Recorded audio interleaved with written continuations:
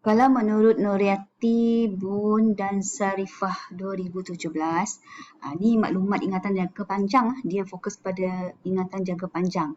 Dia terbahagi kepada dua, iaitu eksplisit dan implisit. Kalau berkaitan dengan implisit, di situ berkaitan dengan deklaratif ataupun pernyataan-pernyataan yang boleh dijadikan sebagai informasi kepada orang lain. Contoh dia berkaitan dengan fakta, konsep dan peristiwa. Itu kalau kita baca, dia boleh diimagine secara konkret. Jadi kalau kita lihat, yang pertama semantik. Maksudnya pengetahuan fakta yang abstrak. Di situ penyataan itu penyataan tentang sesuatu perkara yang disampaikan. Apa yang dimaksudkan? Maksudnya contoh kalau dia bercerita tentang kalau berkaitan dengan sejarah lah, macam sejarah Melaka kan. Di situ ada satu fakta berkaitan dengan sejarah-sejarah Melaka, macam mana zaman kegemilangan Melaka, zaman macam mana dengan zaman kejatuhan Melaka. Itu pengetahuan fakta yang abstrak yang boleh dibaca oleh pelajar, terutama yang suka sejarah. Dia dah faham apa yang diceritakan, tapi berdasarkan fakta, bukannya auta.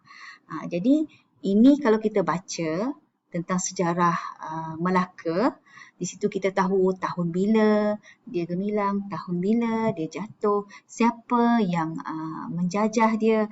So kat sini kita dapat memahami cerita tentang sejarah Melaka secara konkret berdasarkan ada bukti-bukti buku sejarah. Sebab itu kalau kita dah baca berkaitan dengan sejarah itu yang membantu kita ingat semula dengan lebih jelas, dan bila kita faham tentang cerita itu yang membantu ingatan jangka panjang bila kita dah boleh bercerita semula. Semantik ini kalau nak kaitkan, apa yang dimaksudkan dalam pernyataan tersebut? Dia tak cerita secara tanpa bukti. Dia mesti berkaitan dengan, kalau saya beri contoh tadi, iaitu sejarah Melaka, dia memang ceritalah tentang sejarah Melaka. Bila terbentuknya negeri Melaka, bermula pada Parameswara kan. Itu yang kamu kena faham bahawa itulah bukti-bukti yang kita boleh katakan eksplisit, yang konkret, yang boleh kita faham tentang cerita tersebut. Bila kita dah memahami, di situ kita boleh simpan plot cerita macam mana negeri Melaka ini boleh terbentuk. Dan seterusnya kita boleh kaitkan dengan episodik, iaitu dalam sejarah tersebut mesti ada episod-episod dia, bermula daripada Parameswara sehinggalah kejatuhan Melaka. Dia ada episod tersendiri. Apabila ada episod tersebut, itu yang memudahkan kamu tahu bahawa sejarah Melaka ada plot-plot tertentu yang untuk kamu fahami, sehingga negeri Melaka mungkin kita kata ada pernah mencapai zaman kegemilangan. Yang itu yang saya boleh kaitkan untuk dengan dikatakan maklumat ingatan jangka panjang oleh Nuriati ini. Okey, yang menekankan deklaratif, pernyataan-pernyataan rasmi yang memberi informasi kepada kita macam mana terbentuknya sebuah negeri Melaka. Yang saya boleh beri contoh lah. Dan yang kedua ditekankan oleh Nuriati Bun dan Sarifah, iaitu implisit.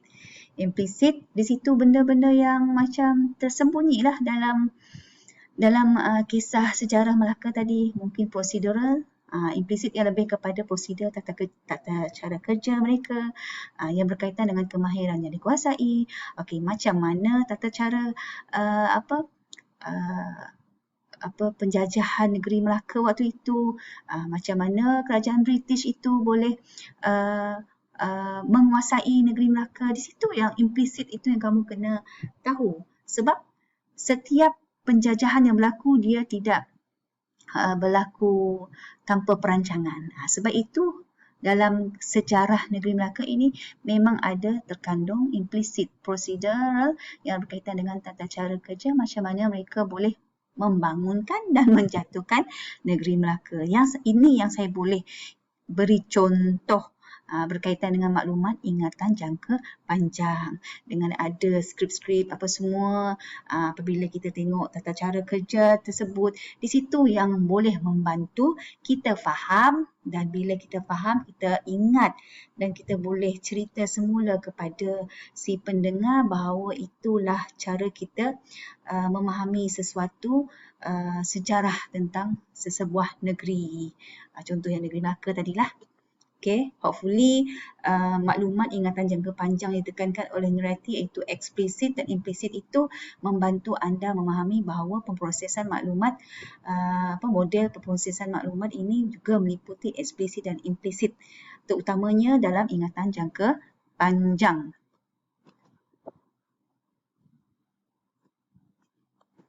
Okey. Kalau kita lihat dari segi pengajaran berasaskan MPM. MPM tu adalah model pemprosesan maklumat ya. Kalau menurut Samsiah, Mahani, Anissa dan 2017, kat sini dia menekankan pengajaran konsep. Ingat kalau kita fikirkan dengan model pemprosesan maklumat, dia banyak bit bahagian operasi mental. Sebab itu pengajaran konsep banyak digunakan macam mana nak mengajar pelajar tentang sesuatu konsep yang kita perlukan pemikiran operasi mental setiap pelajar. Macam mana kita nak memandu dia. Sebab itu dia dikatakan ada 4 fasa yang kita boleh gunakan, iaitu contohnya kemukakan matlamat. Macam saya kan kemukakan matlamat apa yang kamu perlu capai dalam topik ini. Lepas tu beri contoh-contoh input. Lepas tu ujian untuk pencapaian konsep. Mungkin ujian dari segi soal jawab. Boleh tak jawab soalan tadi?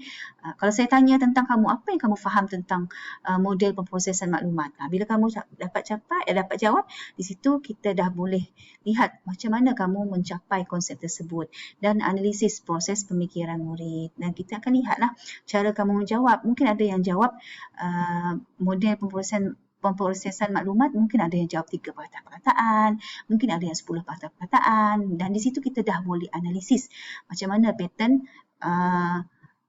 berfikir itu dalam kalangan pelajar. Jadi 3 jenis yang kita boleh kaitkan dengan pengajaran konsep kalau menggunakan model pemprosesan maklumat.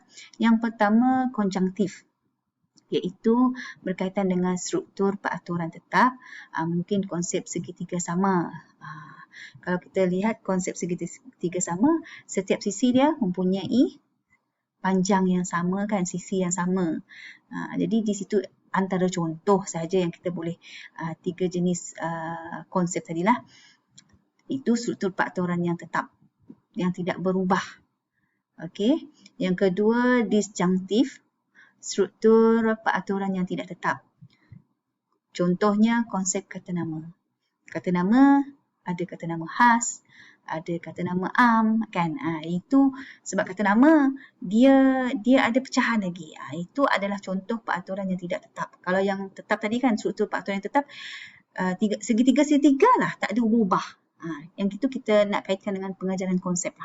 Yang ketiga adalah hubungan. Mesti ada cerita tentang hubungan, iaitu struktur peraturan yang bergantung pada berkaitan. Konsepnya, contohnya konsep emak saudara. Mungkin cerita apa lagi yang berkaitan dengan hubungan. Maksudnya struktur peraturan yang bergantung pada berkaitan. Mesti ada cerita yang berkait-kait tentang apa yang kita nak bincangkan. Tapi yang kat contoh sini adalah konsep emak saudara.